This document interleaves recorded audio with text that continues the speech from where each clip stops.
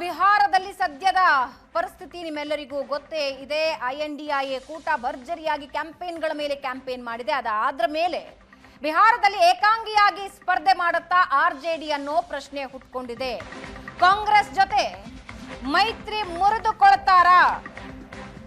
ತೇಜಸ್ವಿ ಯಾದವ್ ಆ ಒಂದು ಹೇಳಿಕೆ ಸದ್ಯಕ್ಕೆ ಇಂಥ ಪ್ರಶ್ನೆ ಹುಟ್ಟಿಸ್ತಾ ಇದೆ. ಬಿಹಾರದಲ್ಲಿ 243 ಕ್ಷೇತ್ರಗಳಲ್ಲಿ RJD ಸ್ಪರ್ಧೆ ಮಾಡುತ್ತಾ? ತೇಜಸ್ವಿ ಯಾದವ್ ಅವರ ಆ ಹೇಳಿಕೆ ಸದ್ಯಕ್ಕೆ ಬಿಹಾರದಲ್ಲಿ ಕಿಚ್ಚೆಬ್ಬಿಸ್ತಾ ಇದೆ. 243 ಕ್ಷೇತ್ರಗಳಲ್ಲೂ ತೇಜಸ್ವಿ ಚುನಾವಣೆ ಸ್ಪರ್ಧೆ ಮಾಡ್ತೀನಿ ಅಂದಿದ್ದಾರೆ. ತೇಜಸ್ವಿ ಯಾದವ್ ನೋಡಿಕೊಂಡು ನೀವೆಲ್ಲ ಮತ ನೀಡಬೇಕು.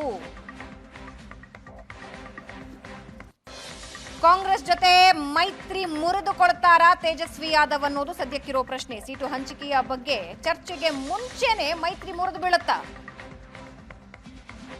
ತೇಜಸ್ವಿ CM ಅಂತ ಕಾಂಗ್ರೆಸ್ ಪಾಳಿಯ ಒಪ್ಪಿಕೊಳ್ತಾ ಇಲ್ವಾ? ಕಾಂಗ್ರೆಸ್ನ ನಾಯಕರು ನೀಡಿರುವ ಹೇಳಿಕೆ ಹಿಂಗಿದ್ದೊಂದು ಪ್ರಶ್ನೆ ಹುಟ್ಟುಹಾಕಿದೆ.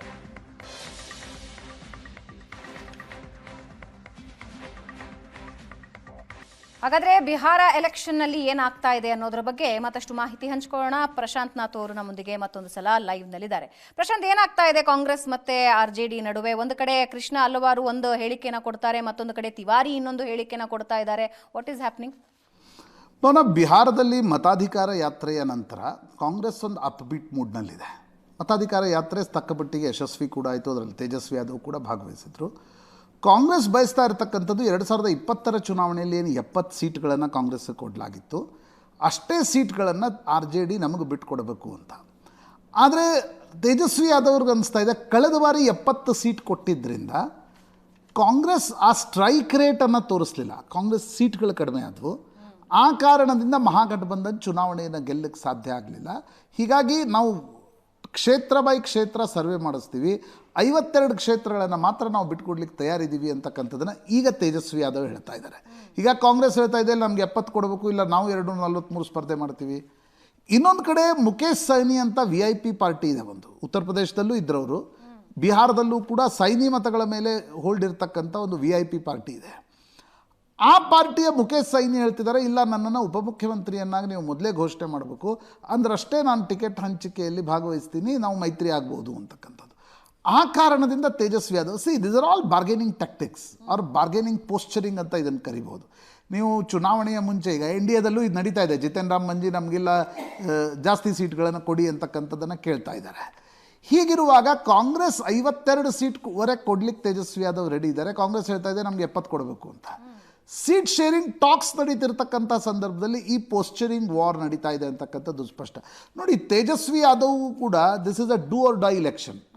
ಯಾಕಂದರೆ 2015ರಲ್ಲಿ ನಿತೀಶ್ ಕುಮಾರ್ ಕಾರಣದಿಂದ RJD ಮತ್ತು JDUಗಳು ಗೆದ್ವು.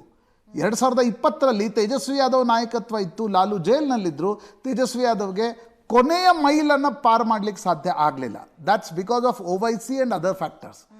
ಈಗ ತೇಜಸ್ವಿ ಯಾದವ್ ಅನ್ನಿಸ್ತಾ ಇದೆ 20 ವರ್ಷಗಳ ಆಡಳಿತದಲ್ಲಿ ಒಂದು ರೀತಿಯಾಗಿರ್ತಕ್ಕಂಥ ಆ್ಯಂಟಿ ಇನ್ಕಂಬನ್ಸಿ ವಾತಾವರಣ ಇದ್ದಾಗ ಈ ಚುನಾವಣೆಯಲ್ಲಿ ಕಾಂಗ್ರೆಸ್ ಜಾಸ್ತಿ ಸೀಟ್ ಬಿಟ್ಕೊಟ್ಟು, VIP ಪಾರ್ಟಿಗೆ ಜಾಸ್ತಿ ಬಿಟ್ಕೊಟ್ಟು, ಹವಾ ಇರ್ತಕ್ಕಂಥ ಸಂದರ್ಭದಲ್ಲಿ ವಿಪಕ್ಷಗಳಿಗೆ ಸೀಟ್ ಬಿಟ್ಟು ಬೇರೆ ಪಕ್ಷಗಳಿಗೆ ಸೀಟ್ ಬಿಟ್ಕೊಟ್ಟು ಅವು ಸ್ಟ್ರೈಕ್ ರೇಟನ್ನು ಸಾಧಿಸಲಿಲ್ಲ ಆದರೆ ನೀವು ಅಧಿಕಾರಕ್ಕೆ ಬರೋದು ಕಷ್ಟ ಆಗುತ್ತೆ. ಯಾಕಂದರೆ ನೀವು 70 ಉಳಿದ ಮಿತ್ರ ಪಕ್ಷಗಳೇ ಒಂದು 20-30 ಹಂಚಿದ್ರೂ ಕೂಡ ತೇಜಸ್ವಿ ಯಾದವ್ ಬಳಿ ಉಳಿಯೋ ಸೀಟ್ಗಳೆಷ್ಟು?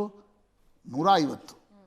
ನೀವು ಅಧಿಕಾರದ ದಡವನ್ನು ತಲುಪಬೇಕಾದ್ರೆ ಯು ಶುಡ್ ಕ್ರಾಸ್ 125. ಹೀಗಿರುವಾಗ ನಿತೀಶ್ ಕುಮಾರ್ ಆ್ಯಂಟಿ ಇನ್ಕಂಬನ್ಸಿಯಿಂದ ಒಂದು ರೀತಿಯಾಗಿರ್ತಕ್ಕಂಥ ಅವರ ಇಮೇಜ್ಗೆ ಹೊಡೆತ ಬಿದ್ದಿದೆ ಅನ್ನೋದು ಸ್ಪಷ್ಟವಾಗಿ ಕಾಣ್ತಾ ಇದೆ. BJP ಬಳಿ ಆ ನಾಯಕತ್ವ ಇಲ್ಲ. ತೇಜಸ್ವಿ ಯಾದವ್ ಅನಿಸ್ತಾ ಇದೆ ಯಾದವ್ ಮುಸ್ಲಿಂ ಮತ್ತು ಅಖಿಲೇಶ್ ಯಾದವ್ ಏನು ಉತ್ತರ ಪ್ರದೇಶದಲ್ಲಿ ಒಂದು ಪ್ರಯೋಗ ಮಾಡಿದ್ರು, ಸಣ್ಣ ಸಣ್ಣ ಹಿಂದುಳಿದ ವರ್ಗಗಳನ್ನು ತಮ್ಮ ಜೊತೆ ತರ್ತಕ್ಕಂಥ ಟಿಕೆಟ್ ಕೊಡುವುದರ ಮೂಲಕ ತಂದು ಲೋಕಸಭಾ ಚುನಾವಣೆಯಲ್ಲಿ ಲಾಭ ಪಡೆದ್ರು.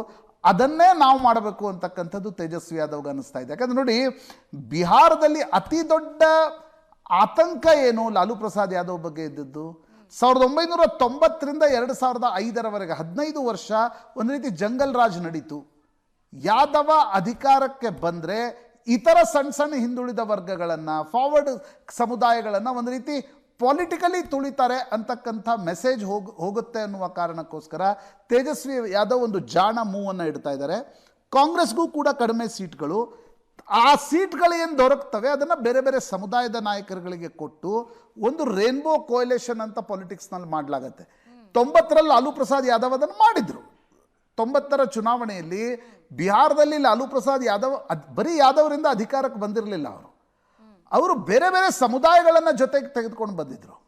ಸೇಮ್ 89ರಲ್ಲಿ ಮುಲಾಯಂ ಸಿಂಗ್ ಯಾದವ್ ಕೂಡ ಉತ್ತರ ಪ್ರದೇಶದಲ್ಲಿ ಅಯೋಧ್ಯ ಆಂದೋಲನ ಪೀಕ್ ಇದ್ದಾಗ ಮುಲಾಯಂ ಸಿಂಗ್ ಯಾದವ್ ಅಂದರೆ ಕಲ್ಯಾಣ್ ಸಿಂಗ್ ನಂತರ ಅಧಿಕಾರಕ್ಕೆ ಬಂದದ್ದು ಹೇಗೆ? ಬೇರೆ ಬೇರೆ ಪಾರ್ಟಿಗಳು ಬೇರೆ ಬೇರೆ ಸಮುದಾಯಗಳನ್ನು ಜೊತೆಗೆ ತಂದು. ಆದರೆ ಅಧಿಕಾರಕ್ಕೆ ಬಂದ ನಂತರ ಅವ್ರು ಬರೀ ಯಾದವ ಪಾರ್ಟಿಯಾಗಿ ಉಳಿದುಕೊಂಡ್ರು. ಅಖಿಲೇಶ್ ಯಾದವ್ ಅದನ್ನು ಎಕ್ಸ್ಪಾಂಡ್ ಮಾಡ್ತಕ್ಕಂಥ ಪ್ರಯತ್ನವನ್ನು ಮಾಡ್ತಾ ಇದ್ದಾರೆ. ಕಾಂಗ್ರೆಸ್ ಇಲ್ಲದೆ RJD ಚುನಾವಣೆಗೆ ಹೋಗೋಕ್ಕಾಗಲ್ಲ. ಆದರೆ ಒಂದು ಪೋಸ್ಚರಿಂಗನ್ನು ತೇಜಸ್ವಿ ಯಾದವ್ ತೋರಿಸ್ತಾ ಇದ್ದಾರೆ. ನಾನೇ 243ಕ್ಕೂ ಅಭ್ಯರ್ಥಿ, ನಾನೇ ಮುಖ್ಯಮಂತ್ರಿ ಅಭ್ಯರ್ಥಿ, ನನ್ನ ನೇತೃತ್ವದಲ್ಲಿ ಚುನಾವಣೆ ನಡೆಯುತ್ತೆ.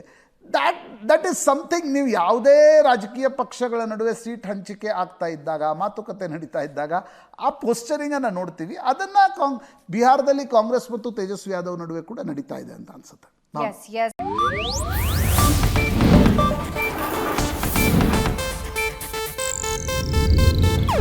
ಇದು ಏಷ್ಯಾನೆಟ್ ನ್ಯೂಸ್ ನೆಟ್ವರ್ಕ್ ಪ್ರಸ್ತುತಿ.